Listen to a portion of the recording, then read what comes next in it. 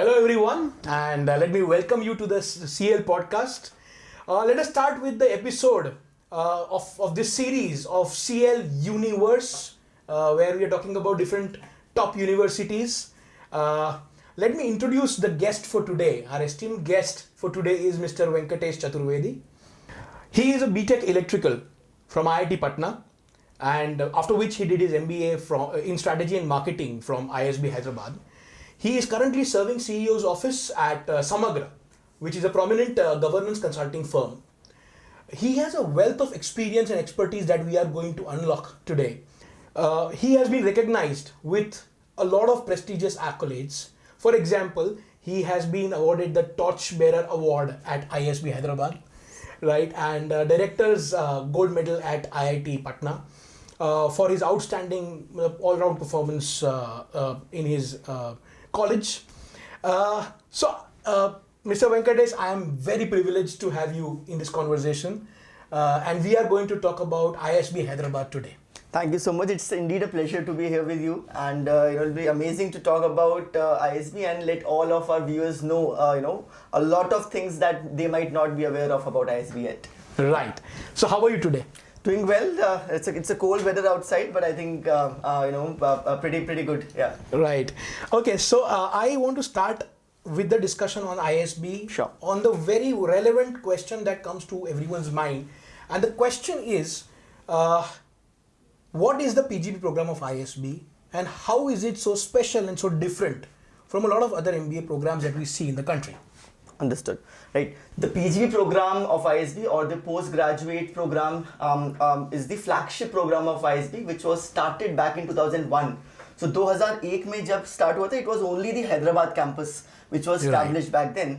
Subsequently, in 2013, the second campus of ISB, which is the Mohali campus, was also established. So initially in the first batch, if I recollect, there were about 120 students only, right?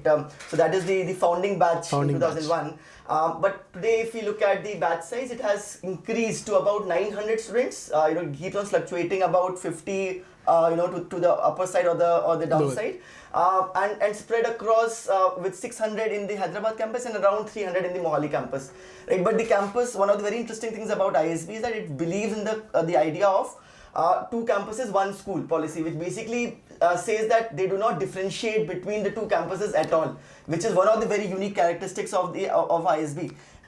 So you are saying that whether you go to an ISB Hyderabad campus or Mohali campus, there is no difference in whether the teaching standards or the research standards or the placement standards. Is that what we are saying? Exactly. So essentially, right from the admissions process, there is no differentiation in the quality of students across the two campuses.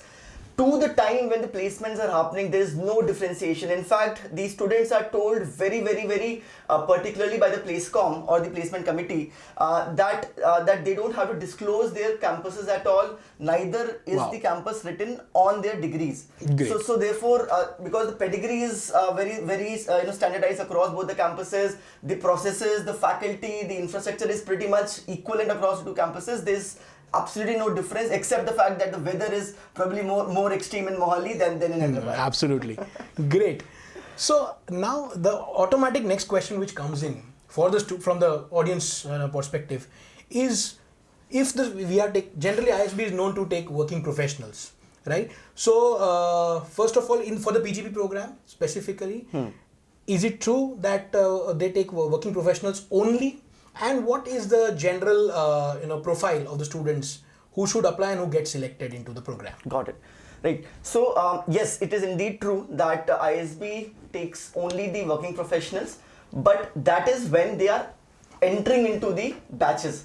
What it means is that you can apply when you are not having even any experience. So what basically means that there are different options of entry into ISB. But the benchmark is that once you're entering into a batch, you need to have minimum 2 years of experience. There's one deviation which we'll talk about, because as I mentioned, there are different ways of getting admissions, and therefore there are different criterias of applying into ISB subsequently. So that's a perception that ISB is for working executives. Yeah. So does that perception hold, or is there any exception? And if there's an exception, What is that exception? Sure.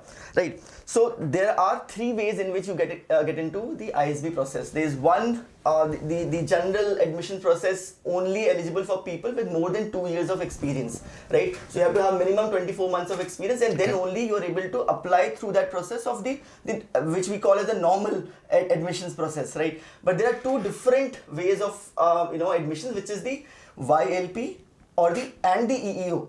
Right. Okay. So what does YLP stand for? So YLP is the Young Leaders Program, and EEO is an early entry option. Okay. Now both of these enable people less than 2 years of experience to apply.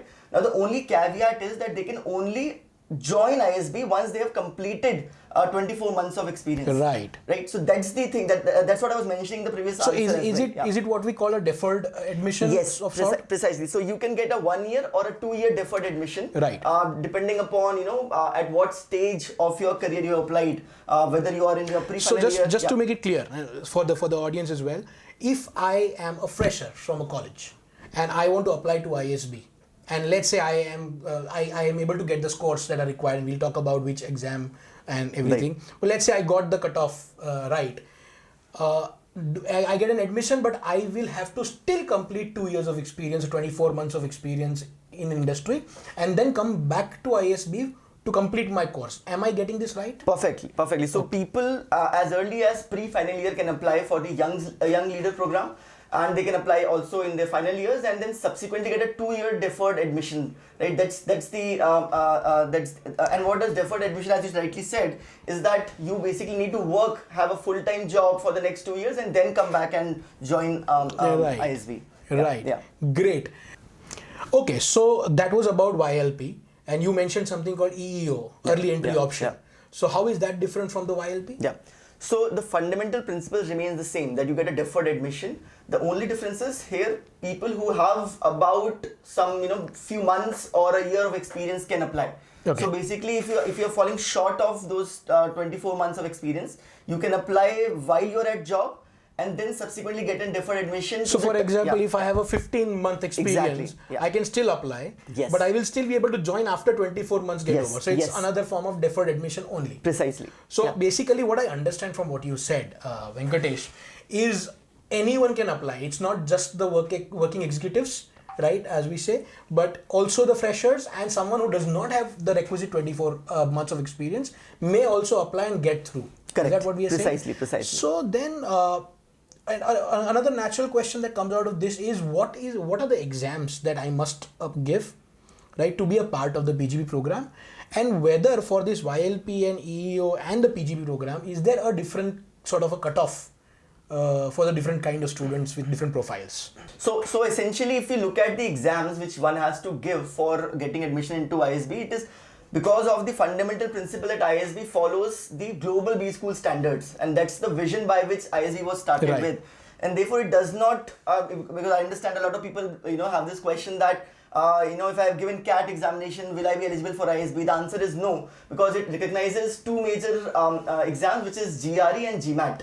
So those are two examinations. Right. Now there are versions of GMAT also which has come up, right? But the GMAT focus edition and stuff. Yeah, exactly. So that is accepted? It's accepted. So basically, regardless of the type of GRE or GMAT, both these examinations are accepted across all three entries. Basically, either you are applying as a YLP or an EEO or as a normal candidate. Yeah. Great. And what about the cutoffs? Is there a difference in the cutoffs? So there's no difference in a cutoff. Basically, there's no cutoffs as such in the process of admissions of ISB. They follow a process of because these are standardized tests. So it's not like that ISB is taking a test and then creating a hard cutoff on the scores. So essentially, from the pool of candidates who apply, there would generally be an evaluation done on a holistic basis, including the profile elements and other things, right? Exactly. Okay. So therefore, if you see the website of ISB, you'll identify that around 710 in GMAT is generally the median or the average score,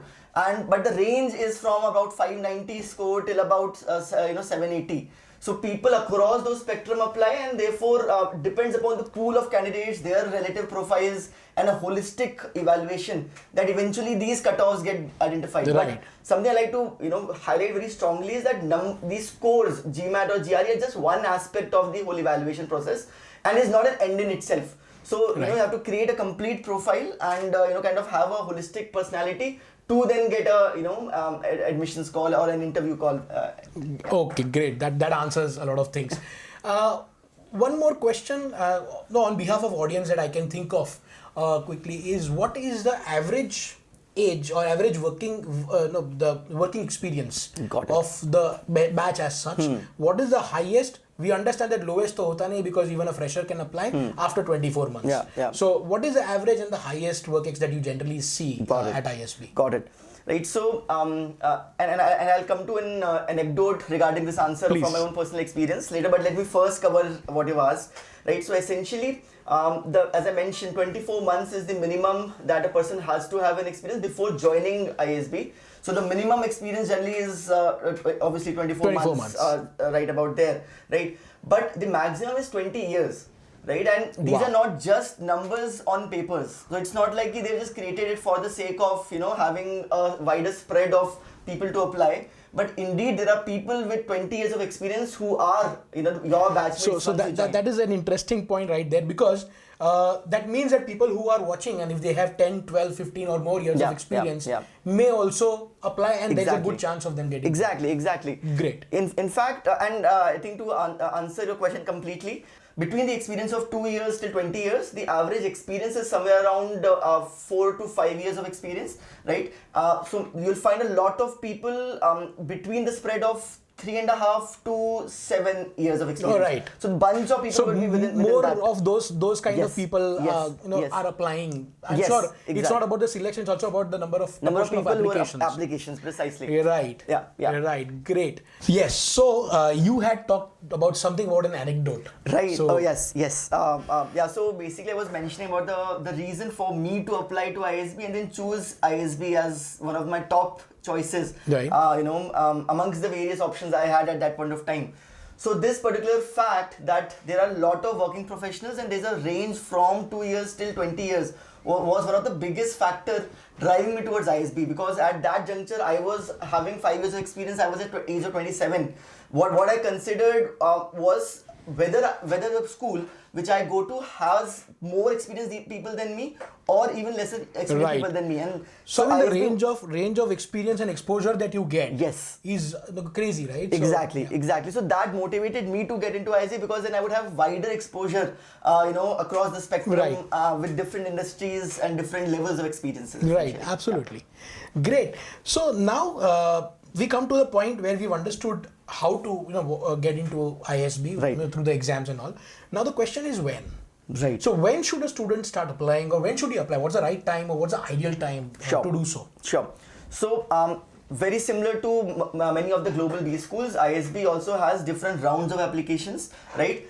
The first round of applications in general is around the month of September every year. Okay. And then there are subsequently 2 rounds. So we call it R1, R2 and R3. So round 1, round 3. Round 2, round 3. Right. And the round 3 in general is around the month of January. So between the time of September to January, you'll find 3 opportunities to apply applications. And one of the very important things that ISB has time and again reiterated is the fact that there is no difference between the rounds. So there is no difference in the selection. So what I hear is that in case you miss the September round, you still have 2 more rounds to go for, and there is no problem there. Exactly. There's no effect on the admission because a person is late and he's missed the round 1. Is that what we are saying? Precisely. Yes. Great. Okay. Fair enough.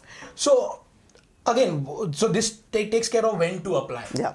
Now the students, I'm sure, have a question that what is the ideal time for preparation to get into ISB? So be it preparing for the exams, GMAT, GRE, or the application per se. Right. And then what is the waiting time to wait for the results? So can you give me this timeline of sorts? Sure. So I think one of the things that I mentioned initially was that it's a holistic profile based evaluation that ISB does, right? So there's no overemphasis on just your scores, and therefore the application process itself has a lot of things that are needed from the applicants, which includes your achievements, your awards, your extracurricular activities, right? Detailed explanation of what you do in the current role that you're working at, along with 3 major SOP essays Right. that one has to write. And therefore, if I have to estimate the time that it will take for any average applicant, when I say average, that some people might take more time in preparing for GMAT or writing their applications. Some may take lesser time, but on an average it will take around 5 to 6 months of cumulatively preparing for your GMAT or GRE and also applying your application in any of the rounds.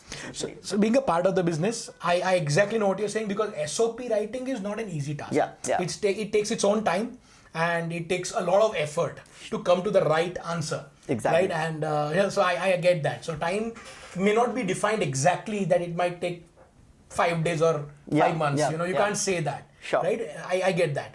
So, okay. So, still, if we were to define, generally a GRE, GMAT prep, in my understanding, lasts 3 to 4 months. And then you take a 1 or 2 months more to maybe do your own testing and prep and analysis. Right. So generally, I think 5 to 6 months there. Yes. And give me one ballpark number of how many months for the application per se. So it takes about 5 to 6 months, holistically to prepare your applications as well as write your GMAT. Now these things generally go hand in hand and in parallel. Right? Fair enough. So yeah, but the ballpark figure would be around 5 to 6 months. So what we are saying is I can also be preparing for GMAT or GRE. Yeah. And parallelly I can be doing my application process as well. Exactly. So in case I'm late, I can do both of the things together. Right? Exactly. And this also comes from the fact that GRE or GMAT are not exams which are taken once a year.